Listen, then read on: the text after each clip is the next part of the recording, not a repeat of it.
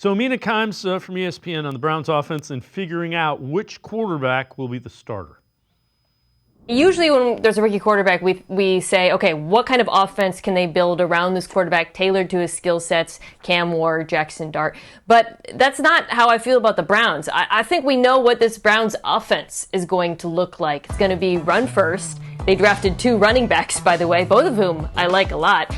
In Judkins and Dylan Sampson. And then they also added a tight end, Harold Fanta Jr. There's going to be a lot of multiple tight end sets. It's Kevin Stefanski's offense, going to be a decent amount of under center, play action. So I think for these quarterbacks, Sanders, Gabriel, Pickett, who can operate it?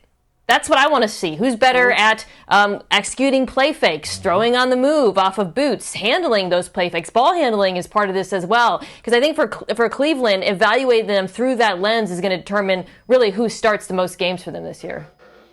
And to be honest with you, that all 4 of these guys, run play action, play fake, can do boots.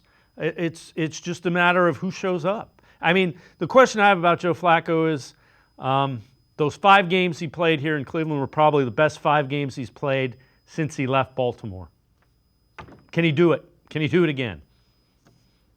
Yeah, and you also wonder, like, could it be a situation where they start Flacco knowing, like, hey, I don't know that he can get through 17 games, like, at his age, but, obviously less pass attempts could help him in that situation, depending on what goes on there. But it's clear they want it to be one of these young guys. They want a reclamation project like Pickett. And we talked all offseason about, like, just someone who can just run what Kevin wants to do, can go out there and function. And you're right. All 4 of them are have the skill set for one reason or another.